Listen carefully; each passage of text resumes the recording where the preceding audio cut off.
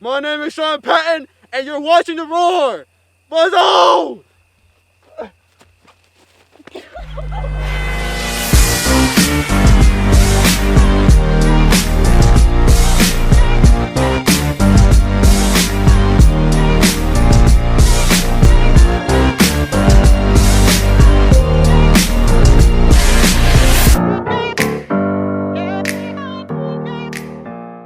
Welcome to The Roar. This is Lansing's own news broadcast telling you what's going on around the school.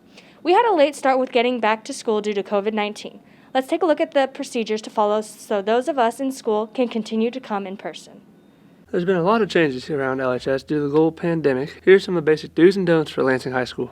When you walk into class or walk out of class, you should always have a teacher spray your seat down, then you wipe it.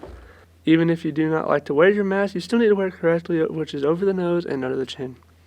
You should always stay on the right side of the hallway while walking and watch the signs of the stairs to make sure you're going up and down the correct way. While you're at school, do not gather in a big group while waiting to go somewhere. Always make sure that you are following social distance regulations while inside the building here at LHS. Follow these rules and make sure we stay in school until summer. This has been Dakota Schick reporting for The Roar.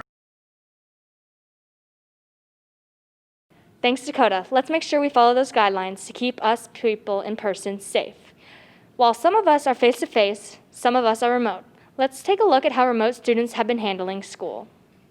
Being a remote student is very different from last spring. We have to log into Zoom every class period like we are there in person, but from home. This has been an experience, to say the least, but I'm glad I get to make the most of it. What I do like about it is I don't have to wake up super early. I can wake up at 8 and be in class. I also like being able to come in Fridays to attend meetings or just to talk to my teachers. What I don't like is I don't feel as involved in the classroom as I wish I was. And the extracurricular activities are actually going really well. Theater has a lot in store for the students, and I'm having a lot of fun in choir with what we're doing.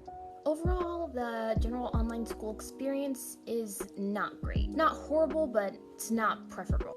Online school, there's this overall feeling of isolation and surrealism.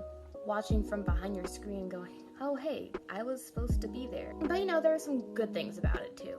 Like the fact that you don't have to get up as early, and how you're probably going to be more comfortable at home. And you won't have to wear a mask, of course. But it would be nice if the online kids were included more. Extracurriculars are complicated, since many are participation or performance-based, things you can't really do from behind a screen. Personally, my experience with remote learning wasn't great at first, but things are improving over time. Zoom is definitely more stable than when we started, and thankfully I'm still able to participate in clubs and activities. These are strange times, but we'll get through them together. This is Evan Johnson reporting for The Roar. Thanks, Evan. Did you know that Evan is a remote student helping us at The Roar? Well, let's take a look at how sports have been going this year.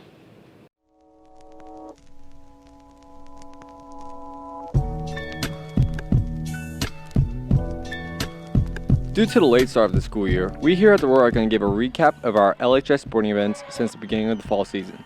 Starting off, our football team has been really successful, holding a record of 3-1, beating the likes of Piper, Shawnee Heights, and Lincoln Prep, and only losing to the DeSoto Wildcats in a nail-biter by 5. All of our fall sports have gotten off to a great start in comparison to previous years, like our boys soccer team, which holds a record of 4-5, which is far better than our previous record of 2-14.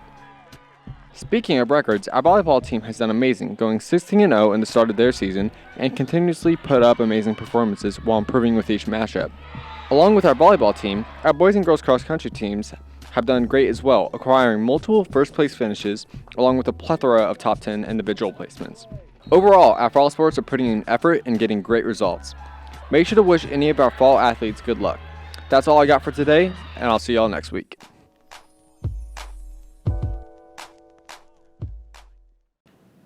Even with COVID, we are still pushing through to have sports.